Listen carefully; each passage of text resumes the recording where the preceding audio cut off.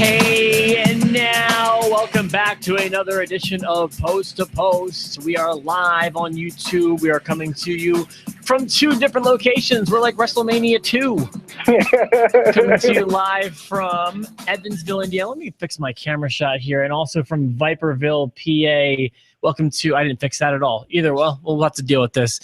Good morning to my tag team partner in podcasting, the one, the only, Mr. Jerry Valeri. All right. Remember, it only takes one RKO to get to Viperville. And if you forget that, Randy Orton will remind you every time he gets a microphone. He does have the directions to Viperville, and they are quite easy. Although I will say, while I know you think that's quite lame, I know you're not into Orton right now, and I know you think the Viperville thing is lame. I approve. One thing I love is I do think whether you want to call it the Diamond Cutter or you want to call it the RKO, I think it's the greatest finish in all of wrestling, and I love how it is the focal point of this feud. I like when feuds, not all the time, but I like when feuds revolve around a finisher. You know, like that happened before with, you know, it's all about the pedigree. If we get the pedigree on you, it's over. Mm-hmm. You know, I think, and that is definitely a finisher that it can revolve around because the RKO is amazing. I mean, and it will, and it's the only thing that makes this matchup interesting because if you just look at it, Lesnar's going to squash him. However, I don't know about that. I might be ready to lock in soon. Orton could come out of nowhere and hit him with an RKO, and it changes up everything. Kind of like last night with Alberto Del Rio, although he had too much trouble with Alberto Del Rio, if you ask me. That might be true. I am not so confident, at least not as much as you are. Are you locking in? No, I'm gonna wait for the predictions episode because I'm not sure which one I'm gonna go with here yet. I know that Brock seems like the easy choice, but I don't know that that they're gonna make Orton do the job to Brock personally. So I'm not ready. I want to wait till when is SummerSlam? Not this weekend, but the following. Right, it's 2 weeks away. Okay. So it's next Thursday or Friday will be our prediction show. Okay, we'll save for that. I'm not as confident as you going into SummerSlam. You've locked in on which ones? Well, I locked in on Seth Rollins and Finn Balor. You said Rollins. I said Rollins. I locked in on Dolph Ziggler and Dean Ambrose, but then I unlocked it. Yeah. That's the thing. We need to be careful how we lock in because I feel like locking in you can't unlock. I locked in on Roman Reigns and Rusev, but then I unlocked again. I'm not positive this is the way it works. I know. Well, because what am I? 0 for 3 on locking in. Like I locked in hard the past couple of months, and I've been wrong every time. Yeah. Before you were the co-host of Post to Post, locking in was something you did personally with me, and every single time it's been like a super wrong prediction. But either way, let's go ahead and get started. I only have a few things from last night, including just an overall thought. While I think that Tuesday is a terrible night for wrestling, especially after 3 hours on Monday and sometimes 3 hours plus on Sunday, I do love that the length of the show is 2 hours. Also, the show being live is, in my opinion, such a step in the right direction. Yeah, I like that it's live. I like what they're doing with their talent. I love that Bray Wyatt is getting main event heel status. I think that this has been really good for him, and which is why I'm going to apologize to him and AJ Styles and the people that are stepping up on SmackDown when I say that if Raw is a Broadway musical, then SmackDown just comes off as the high school production. Yeah, I think that's fair. Of the same thing. It's just everything about it, from the GMs, like Daniel Bryan and Shane McMahon just don't have the charisma that I expected them to have, and the show itself, dude. It was a grind to watch it last night. I got up and I was emptying the dishwasher, and I was playing Chutes and Ladders with the kids, and I wasn't. I had a hard time staying engaged.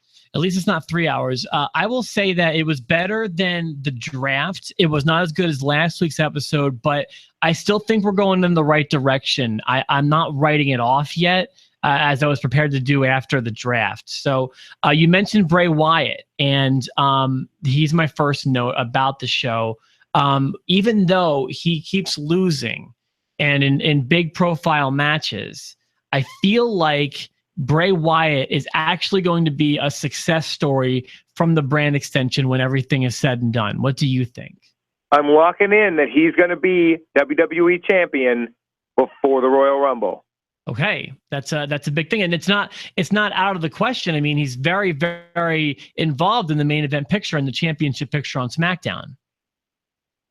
He always kind of was involved with Raw too, but now it just seems like he's the man. He's the bad dude to beat, and I like the direction it's headed with Dean Ambrose and Dolph Ziggler, which is why picking that match is tough, because whoever wins that is going to have to deal with Bray, and that's where Bray is going to win the belt. Okay. All right. Well, so you say Bray is next for whoever wins the championship at SummerSlam.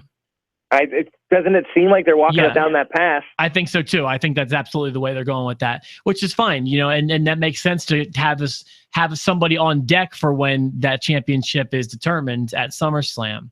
All right, so Valeria has locked in on Dean retaining, so he thinks that going into the following pay-per-view, I think it's called Night of Champions, I'm not positive, will be Ambrose and Wyatt. So well, I don't think that I don't think that SmackDown's going to be at Night of Champions. And the reason I think that is that day, SmackDown Live is having a show right here in State College, PA, i.e. Viperville. They're going to be here. And and it's all SmackDown stars. We have a show September, I think, 17th in Evansville that actually is advertising stars from both shows.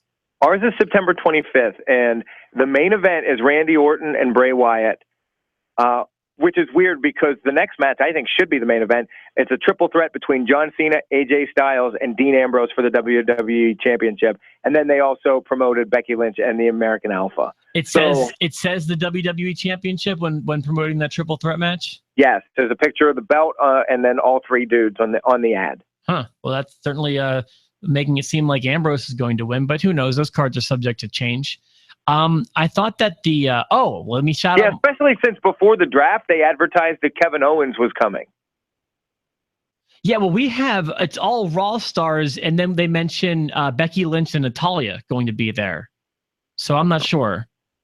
Either way, let me mention I do support jobbers, and I want to give a shout out to two big high-profile jobbers last night. Mikey O'Shea and Mike Vega, who Mike Vega actually already has a hand gesture for himself. I don't know if you saw it, but he makes like a V with like his hands. I took a picture of it, and I thought that they're the jobbers of the night, and every show has had jobbers. I didn't notice the V. Will you show it to me? Yeah, I've got it on my phone. Give me. Can you do it? Was it like this with his fingers, or like the Vulcan thing? No, it involved two hands. Give me 1 second. Hold on. I'll do it with my hands, and then I'll put the phone to the camera. All right, let's see it. All right, so let me go into. All right. This is going to be a quick podcast. I ruin everything. All right, here's the way it works. It goes like this.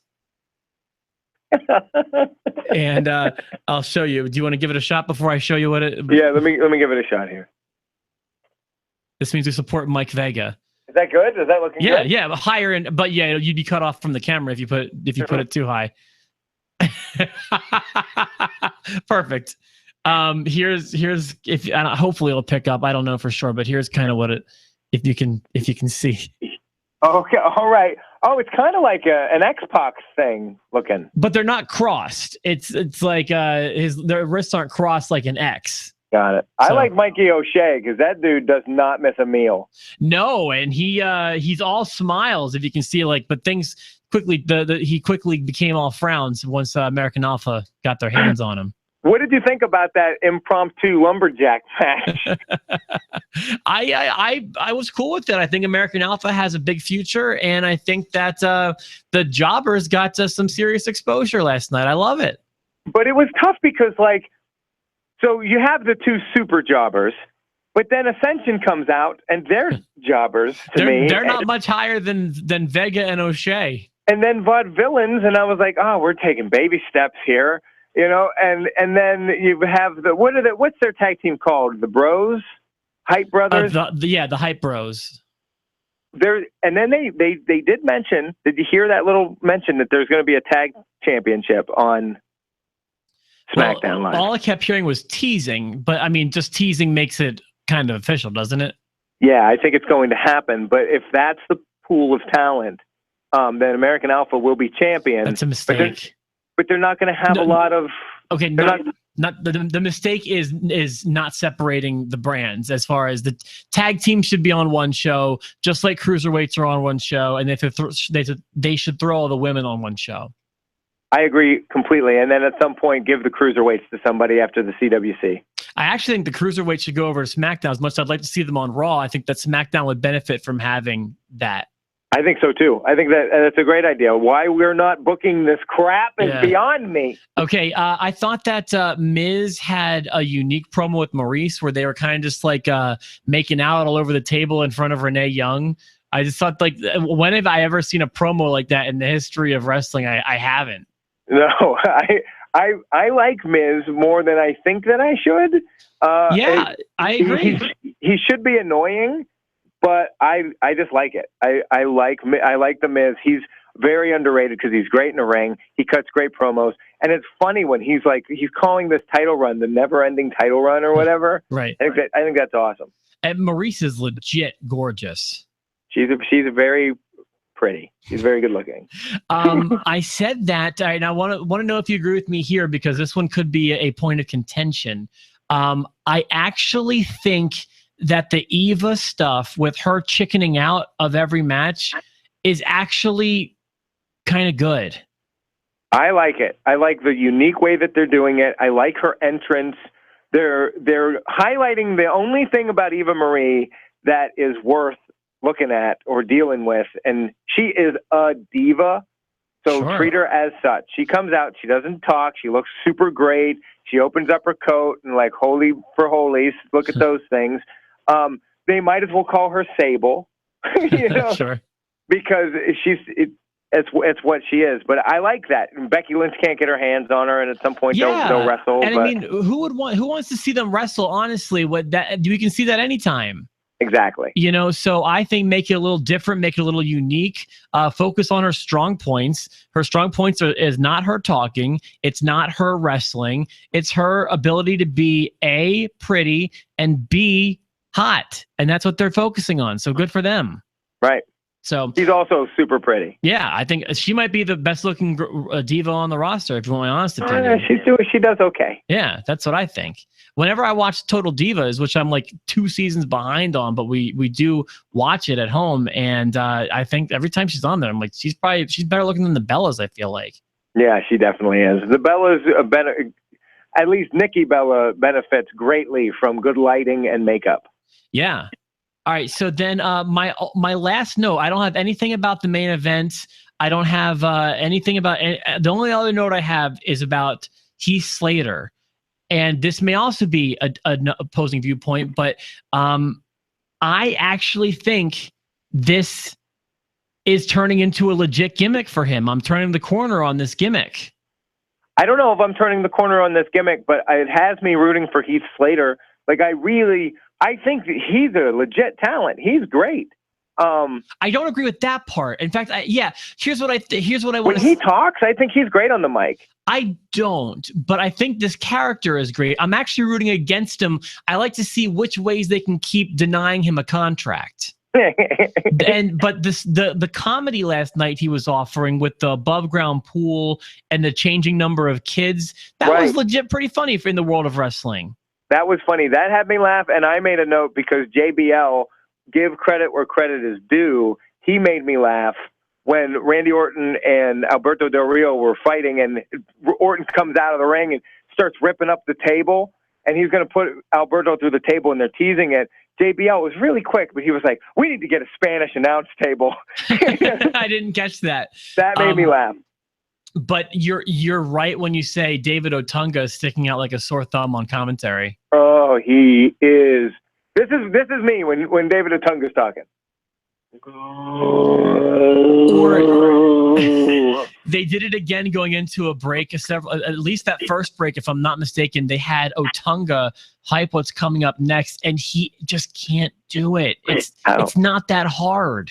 How do I not have his job? Like, how do we not have his job? And it's like, really not that hard. It isn't. You just put on a suit, and he doesn't even. He puts on like half a suit and a T-shirt. I mean, I have more excitement when I say, coming up after the break, Justin Bieber, keep it here. Keep it here. Stick around. You know, yeah, don't go away. You know, it's like, it's really not that difficult. And I'm not even saying that was great. I'm just saying, like, it's just how is he screwing up such an easy layup? If I can get you excited to listen to Jason Aldean singing about a tractor again, you can get me excited for Bray Wyatt and Eric Rowan taking on Dolph Ziggler and Dean Ambrose, you chode. All right, listen, is there anything else you want to mention from SmackDown last night? I'm back to hating Dolph Ziggler. I just do. Really? I hate his music. I think his hair is stupid. It looks like a bunch of ramen noodles. It does. I don't know. I don't know why I don't like him. I just hope that after SummerSlam he gets sick or something and it's over. Well, I do feel like this is going to be his last hurrah. I mean, how many more hurrahs can we give him? Right. So are you locking in on him? Are you locking in? Are we locking in? I'm not locking in on him winning. No, I don't think he's going to win. I'm pretty much locking in that he's going to, not win that match. Oh, so we're locking in? I'm saving it for next Thursday is what I'm going to save that one for. I've got 2 locks. I'm ready to go. Is that what you just You're just drawing locks all day? That's what I do. I'm the David Otunga of country radio. Like, that's what I do.